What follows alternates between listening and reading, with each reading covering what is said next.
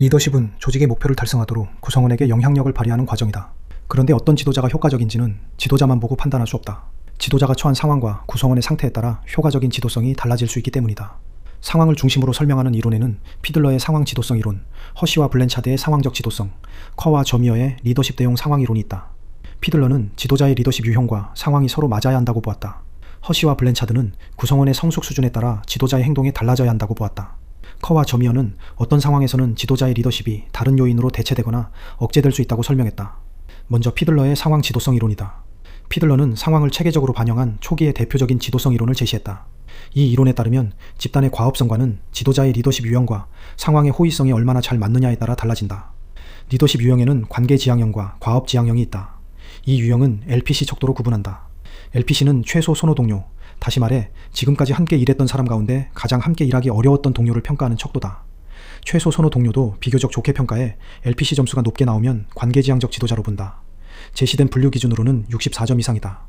관계지향적 지도자는 구성원과의 신뢰와 원만한 인간관계를 중요하게 생각하고 이를 바탕으로 과업 목표를 달성하려고 한다. 반대로 최소 선호 동료를 낮게 평가해 LPC 점수가 낮게 나오면 과업지향적 지도자로 본다. 제시된 분류 기준으로는 57점 이하이다. 과업지향적 지도자는 목표, 규칙, 기한과 업무 절차를 분명히 하고 과업을 완수하는 데 우선적인 관심을 둔다. 58점에서 63점까지는 두 유형의 중간 범위로 볼 수 있다. 어느 한 유형이 언제나 더 좋은 것은 아니다. 어떤 유형이 효과적인지는 상황의 호의성에 따라 달라진다. 상황의 호의성이란 지도자가 집단에 얼마나 큰 영향력과 통제력을 행사할 수 있는 상황인지를 뜻한다. 상황의 호의성을 결정하는 변이는 세 가지다. 지도자와 구성원의 관계, 과업 구조, 지도자의 지휘 권력이다. 첫째, 지도자와 구성원의 관계는 구성원들이 지도자를 얼마나 신뢰하고 지지하는지를 말한다. 관계가 좋을수록 지도자가 영향력을 행사하기 쉽다. 둘째, 과업 구조는 과업의 목표와 절차, 수행 방법이 얼마나 명확한지를 말한다. 해야 할 일과 처리 방법이 분명하면 구조화된 과업이고 목표와 방법이 모호하면 비구조화된 과업이다. 셋째, 지도자의 지휘 권력은 공식적인 직위에 따라 보상과 제재 등을 행사할 수 있는 권한이다. 지휘 권력이 강할수록 지도자가 영향력을 행사하기 쉽다. 이 세 가지 변인을 조합하면 8가지 상황이 나오며 이를 호의성이 높은 상황, 중간인 상황, 낮은 상황으로 묶어 이해할 수 있다. 관계가 좋고 과업이 구조화되어 있으며 지휘 권력이 강하면 가장 호의적인 상황이다. 반대로 관계가 나쁘고 과업이 비구조화되어 있으며 지휘 권력도 약하면 가장 비호의적인 상황이다. 피들러는 상황의 호의성이 높거나 낮을 때는 과업지향적 지도자가 효과적이고 호의성이 중간일 때는 관계지향적 지도자가 효과적이라고 보았다. 이것은 한쪽 유형이 무조건 우수하다는 뜻이 아니다. 과업지향형은 양쪽 극단의 상황에, 관계지향형은 중간 상황에 더 잘 맞는다는 뜻이다. 또한 피들러는 지도자의 기본적인 리더십 유형이 쉽게 바뀌지 않는다고 보았다. 따라서 지도자를 억지로 바꾸기보다 지도자에게 맞는 상황을 맡기거나 과업 구조나 지휘 권력과 같은 상황 조건을 조정해야 한다. 핵심은 좋은 지도자와 나쁜 지도자를 구분하는 것이 아니라 지도자의 유형과 상황을 적합하게 연결하는 것이다. 허쉬와 블렌차드의 상황적 지도성도 상황에 따라 효과적인 지도성이 달라진다고 본다. 다만 피들러가 지도자의 유형과 상황의 호의성을 연결했다면 허쉬와 블렌차드는 구성원의 성숙 수준에 맞춰 지도자의 행동을 조절해야 한다고 보았다. 이 이론의 세 가지 요소는 지도자의 과업 행동, 지도자의 관계 행동, 구성원의 성숙 수준이다. 과업 행동은 무엇을 언제 어떻게 해야 하는지 구체적으로 알려주는 행동이다.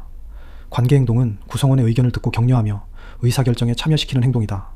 성숙 수준은 특정한 과업을 수행하는 데 필요한 능력과 동기, 의지 또는 자신감이 어느 정도인지를 뜻한다.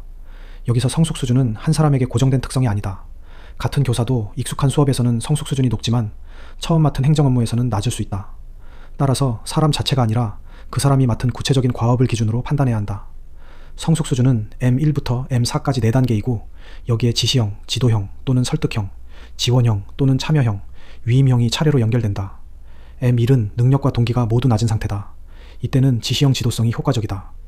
지도자는 높은 과업 행동과 낮은 관계 행동을 보이며 구성원의 역할을 규정하고 무엇을 어떻게 해야 하는지 구체적으로 지시한다. 관계를 무시한다는 뜻이 아니라 우선 명확한 방향과 절차를 알려주는 일이 더 필요한 단계라는 뜻이다.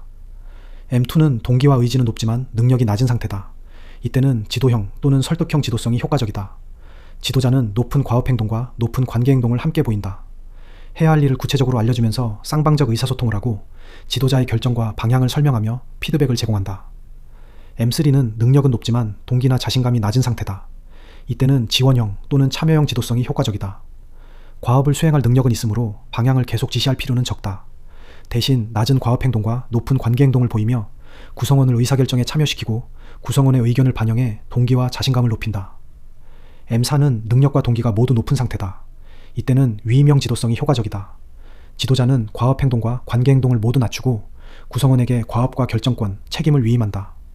구성원이 스스로 처리할 수 있는데도 계속 지시하고 간섭하면 오히려 자율성과 동기가 떨어질 수 있다. 이 이론은 지도자의 행동과 구성원의 상태를 함께 분석할 수 있게 해준다. 그리고 구성원의 성숙 수준이 달라지면 지도자는 과업 행동과 관계 행동의 정도를 달리해야 한다는 시사점을 준다. 두 이론의 차이를 다시 잡아보자. 피들러는 지도자의 유형이 비교적 안정되어 있으므로 지도자와 상황을 적합하게 연결해야 한다고 본다. 허시와 블렌차드는 구성원의 과업별 성숙 수준을 진단하고 그 수준에 맞추어 지도자의 행동을 조절해야 한다고 본다. 커와 저미어의 리더십 대용 상황 이론은 공식적인 지도자의 리더십이 언제나 필요한가라는 의문에서 출발한다.